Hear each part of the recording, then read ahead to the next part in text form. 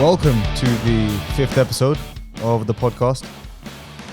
I'm still reeling over last weekend's fight between Amir Khan and Kell Brook. I did a preview on my blog, and upon breaking down the fight and all the variables that I felt would influence the fight, like the weight, the training camp, the resume, the home advantage, everything was in Khan's favor. So I priced this up as a 50-50 fight, and since Amir was the underdog, I thought there was real value in backing him. And unfortunately, it turned out not to be the case. Kell seemed to wind back the clock. He looked terrific in there. But you can't help but feel that was in large part helped by how old Khan looked. His legs, were gone. His stamina was gone. His timing and reflexes were gone. And his game plan seemingly went out the window and got dragged into a wall from the first round, which is exactly what I warned about in the preview. So hindsight's always 20/20, and now that we've seen things unfold the way they did, it's easier to look back and see why the fight panned out the way it did. And one variable which I really overlooked, and I did speak about it on my preview also, but didn't give it that much weight, was Amir Khan's inactivity. And in his post-fight interview, he really drove that point home when he said, the love for the sport isn't there anymore. And I believe him. You see, Amir's been a professional fighter since he was 18. He debuted in 2005. That's a 22-year campaign as a professional fighter. Sorry, no, it's not. My bad. My math's a little off. 17 years, sorry. That's 17 years as a professional fighter. That's a lot of miles on the clock. And yes, Kell's been pro a similar sort of time, but he hasn't been fighting the same level of opposition over a sustained period as Amir has. And that's of no fault of his own, of course. Kell's triumphed over every challenger, British and European level, but he didn't really get his chance to shine on the world stage till 2014 when he fought Sean Porter. Amir, on the other hand, he was thrusted into the limelight almost immediately, and his trajectory to stardom is almost unrivaled in boxing. The level he's been fighting at over a sustained period, winning multiple world titles in his early 20s, fighting the best 140-pounders and 147-pounders in his 20s, getting into toe-to-toe wars with big punchers. All this stuff catches up.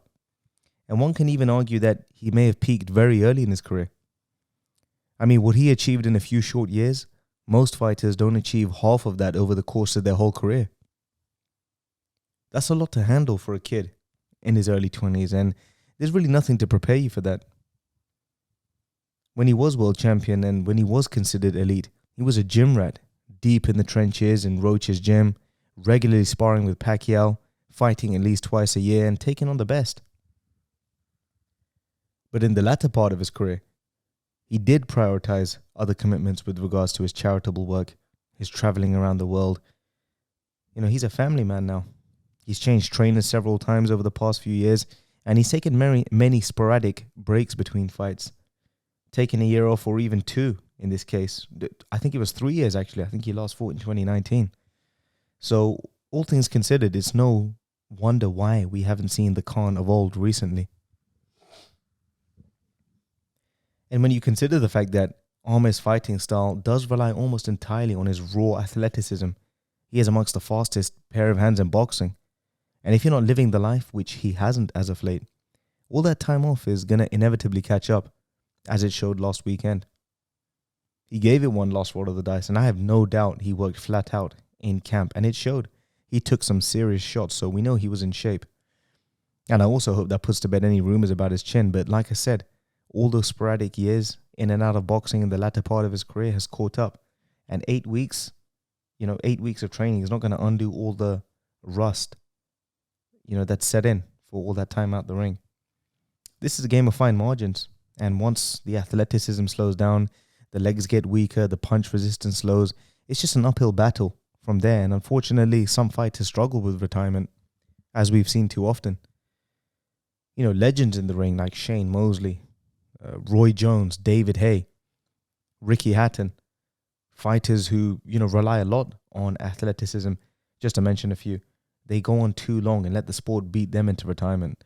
And I really hope that doesn't happen with Amir, because he said so himself, the love isn't there anymore.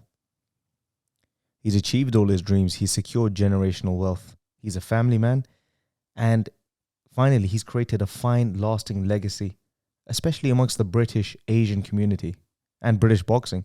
And that's really what I want to speak about in this episode today. You see, Amir Khan is a first generation British Pakistani, and being of similar heritage myself, I know that we haven't really had many, if any, role models to look up to in sport, least of all boxing. You see, Asians are typically of smaller build than that of other races, so it's intimidating having to learn how to fight. I remember a guy who used to box, and I'm going back, this is when I was around 15 or 16, and he told me the first gym he used to go to, which by the way was in a sort of, quite an Asian area. The owner of the first day said, Pakis aren't really allowed here. So as if the deck wasn't already stacked against us, we now got to deal with this. And I grew up playing golf, and similarly, when I was playing as a junior, there were literally no Asians. A lot of Asians play now, but back then, there wasn't really that many. There'd be the token, Asian guy, but nobody really. And sometimes other juniors would insult me. They'll call me Paki and, make all kind of racial insults. Even some adult members would do the same thing and tell me I don't belong here. And I went to a mixed school, a very mixed school. So I'd never heard anyone talk to me like this before. So, hearing this kind of stuff at the golf club, I was surprised and I was angry. But when you're a kid, there's really nothing you can do. Now as an adult, you'd be damned if you think I'd let that slide. But honestly speaking, it's more embarrassing for them than it is for me. And things have come an awful long way in the last 15 to 20 years. Arguably too far in the opposite direction now, where everyone has to police what they say, or you could get cancelled, which is exactly what my last podcast episode was about. And in relation to that, I don't believe anyone should get cancelled unless they're inciting violence. Because at the end of the day, even if you do cancel someone for their thoughts, you can't change the way they think. They're still going to think it. And you also have to appreciate that often people say things out of anger. They just want to get under your skin, and because race has become so politicized, it's an easy way of triggering people. But what I am thankful for is that nobody has ever stopped me from doing anything on racial grounds. No one's ever said, you can't play golf here or you can't eat there.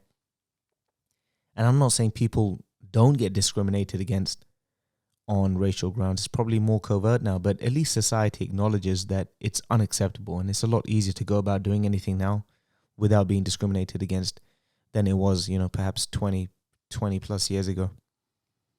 And for that, I'm thankful to be born in England. I absolutely love this country. It's a country where every opportunity has been at my fingertips.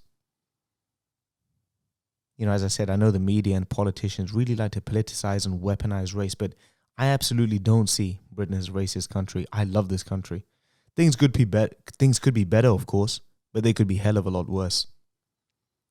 But without going off tangent, having heard of Amir, and I think he's around 5 or so years older than me. I was around 12 and he was 17, and I remember the buzz amongst my dad and his family, my cousins and whatnot, that a Pakistani 17-year-old kid is going to represent Team Great Britain. And as crazy as an achievement that was, to be honest, no one was really that hopeful. I mean, we hadn't really heard of him. But to make the Olympic squad, that was an achievement in and of itself. But as he kept beating everyone round by round and eventually just missed out on gold, only by losing to Cuban legend Mario Kinderlin, who he later went on to beat, by the way. So to secure a silver medal at 17 was a monumental achievement in and of itself. But for a British Pakistani to do it, it was unheard of. Now, when people think of British Pakistanis, you think of taxi drivers, corner shops, small businesses, kebab shops, cricket. But boxing?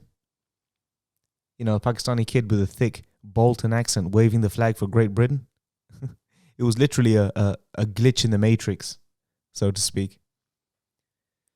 And I remember his name spreading like wildfire, the sponsorship, Frank Warren and Sky on his side. And whether Amir did it knowingly or unknowingly, he has pioneered and has given hope to young men of British Pakistani heritage by paving the way and thereby making it possible for others to follow suit.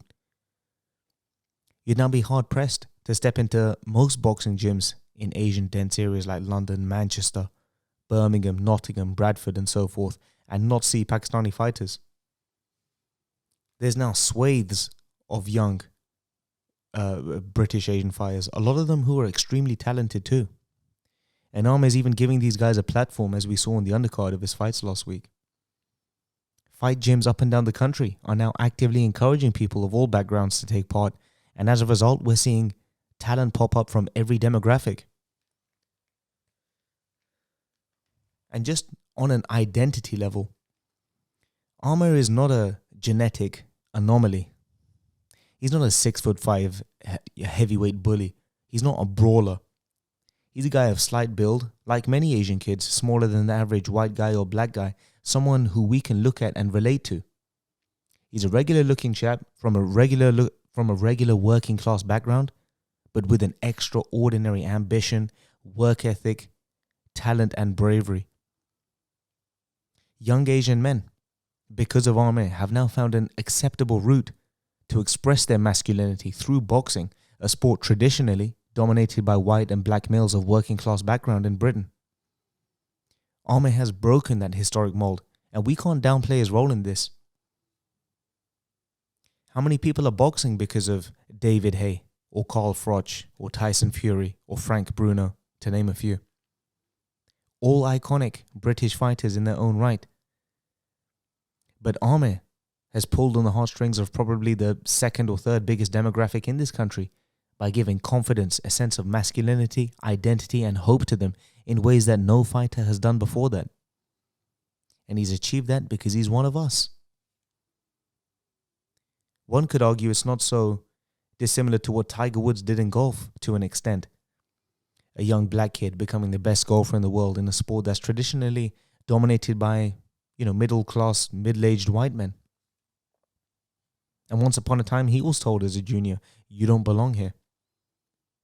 Now, Tiger wasn't the first black man to excel on the PGA Tour, but he certainly had the biggest impact and inspired a whole new generation of youth from an entirely new demographic to try their hand at a sport that was typically reserved for a certain race. So, Amir, he's achieved everything as a professional, and if there's any positives to take away from his last fight, it's that he's willing to stand in front of you and bang. He's not scared to fight anyone. And you have to laugh at the critics and haters. For so many years, Amir's been heckled about the Kell Brook fight. They've called him scared, they've called him an embarrassment and whatnot. And when he finally does take the fight, they say, oh, he's doing it for a payday. Damned if you do, damned if you don't. First of all, don't we all go to work for a payday? Isn't the point of plying your trade, working to earn the most money possible? Do people genuinely forget that this also applies to boxers? These guys are prize fighters. This isn't a charity exhibition. They fight for money. And of course, they want the biggest payday. Did you forget that Kell Brook was also chasing a payday? He went up to light middleweight once. He was mandatory for a world title and ducked the then champion Jarrett Hurd because he wanted more money. The casuals forget that because it's convenient. And by the way, in case people are going to accuse me of being a fanboy, do I think the fight should have happened a long time ago? Absolutely. But here's the thing. Boxing is more than just a sport. It's a business. It's not tennis. It's not golf, where Tiger's going to go toe-to-toe with Phil Mickelson and Vijay Singh and Ernie Els and whatnot several times throughout his career. Or Roger Federer, Rafael Nadal and Djokovic, they're going to face each other several times in their career. Or even football, where Liverpool are going to play United many times over the course of the respective players' careers. Boxing is a business where, more often than not, you only get one shot, one opportunity to face an opponent. Rarely twice, let alone 3 times. And Amir is a smart, shrewd businessman who's made excellent moves. Prior to the Kell Brook fight, he fought Canelo and made over $10 million for that fight. He also fought Terence Crawford and made over $5 million for that fight. Had he fought Kell and lost to Kell 6 or 7 years ago, he would never have had a chance at Crawford or Canelo, the 2 pound-for-pound best fighters in the world. Kell is a real threat. He's a danger and he's a big risk. So like I said, had he lost that fight, that's $15 million worth of worth of paychecks in 2 fights he would have foregone. Like I said earlier in the episode, Amir knows he's in the latter part of his career, and he even said so himself that he's only willing to get out of bed for the big fights. Those Canelo and Crawford fights would never have happened if he lost to Kell. Kell is a big risk. Amir always knew this. However, the Kell fight will always be there, as Kell isn't going anywhere, and it will always be big, as last weekend proved to be. Amir lost to Crawford and Canelo and still sold out the Manchester MEN Arena in a record 20 seconds and secured, I think, what was close to another $10 million payday. So he's milked the latter part of his career for all it's worth, and he has absolutely every right to do so, and good luck to him. Kell, by the way, is a prize fighter who also fights for the highest pay, in case you weren't aware. And he hasn't hidden his intentions of cashing out his last days either, and guess what? He deserves it. You know, what really grates me the most is when one of our own turns professional and starts out. We always wish them the best and we hope they make it. We cheer them on. We support them. The media's on their side. The fans are on their side. And as soon as they start making things happen and they start getting a little bit of success and they start getting attention, slowly people's attitudes start to change. Oh, he's getting arrogant. They say he's getting too big for his boots. He's overrated. He needs to slow down, blah, blah, blah. And God forbid, when that kid eventually does go on to be truly successful and fulfill everything that was expected of him. And even the stuff the fans supposedly hoped he'd go on to achieve. People's jealousy turns into outright rage. Then they start saying, you know what? I can't stand that guy. He's not one of us. I hope he fails. And God forbid, when he does fall, people then feel sorry for them. Then they start saying, oh, we're with you. We stand with you. Chin up, champ. And that points to a sad part of human nature. And that's, we as people, we love, then destroy, then love again.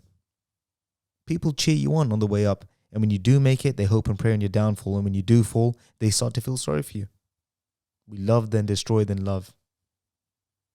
And it happens all the time. It hasn't just happened with Amir. We've done it to all our, supposed icons or heroes or whatnot. Now, since I spoke of Tiger Woods earlier, for argument's sake, I'll use him again. When he was the best in the world, when he was untouchable, when we literally ran out of superlatives to describe how great he was, the media was hoping and praying for a way to find a chink in his armor. And when his marriage affairs hit the headlines, the media were foaming at the mouth over it. And then when his marriage fell apart, his injury set in and he hit rock bottom, the same media outlets were wishing him well. It's crazy. It's crazy. Now, the thing with Amir is, yes, he is one of our own, and the media was on the side, the fans were on his side. We did wish him well, and we were happy when he made it. But, one could argue maybe he didn't endear himself to the British public the same way other fighters have done because he chose to go to America. But, there's always a price to pay when you go to fight in the States and base your career in the States. But like I said, Amir is a great businessman, and he's built a fantastic brand around his name, which he just couldn't do, perhaps, in Britain at the time. So there was a price to pay, but the point still stands. There's no reason for a lot of the British public to turn on him, the way they did. But like I said, going to America to build your brand, there is a price to pay. And you know what? It's one thing when fans and media are tearing you apart, but when fellow professionals are kicking you while you're down, there's no words to describe how low that is. You'd think that they'd be able to empathize with the struggles and decisions that a fellow professional fighter has to make. And when Amir lost last week, and you see the likes of Carl Froch tearing him to pieces, it's just sad. I can't stand Carl Froch, by the way. Just an insufferable a-hole. He rarely, if ever, says anything positive about anyone. And when he does it in such a sarcastic, backhanded way, where he pays you a compliment with one hand and takes it back with the other. Just a pure egomaniac. And you can tell he's got a real inferiority complexes. He never got that celebrity A-list treatment the way David Haye or Amir Khan did. And maybe to an extent didn't get the same respect as a fighter, as he was always in the shadows of Andre Ward. And people don't really want to put him in the same category as Joe Calzaghe. Now, despite what I think about Carl as a person, and I don't know him, I'm just going off his media persona, by the way. I genuinely rate him as one of, the best British fighters I've ever seen. He's tougher than a coffin nail, not the most athletic or technically gifted, but tough, a real hard worker and overachiever to an extent. And he really shined in an era of tough super middleweights. So I can be objective, I can respect him as a fighter, but not exactly a guy I'd want to hang around with, from what I've seen anyway. Maybe he is a great guy in real person. But, when Amir Khan lost, he gives a disclaimer before every interview that, look, I'm just being honest. I'm just giving my, just giving the honest, hard truth. I'm just giving my opinion. And then he just goes on to tear people to shreds. Knowing it's probably his last fight, he pays the odd compliment, then takes it back and just tears him up. Being honest isn't an excuse to just be a straight up arsehole, as people mistakenly think. But again, without meaning to veer off tangent, you don't have to like someone. The point I'm making is that you don't have to like someone in order to acknowledge and respect their achievements. And unfortunately, so many people often mix the two. So whatever you think about Amir Khan, you can't ignore what he's done. Has he made mistakes? Absolutely. He's done silly things. He's said silly things. But people are so quick to judge others when they've done far worse things in their own private lives. Only difference being is that whatever Khan does or says, he's under a fine microscope. And that's a lot to deal with for a kid being thrust into the limelight from such a young age. Nothing really prepares you for that.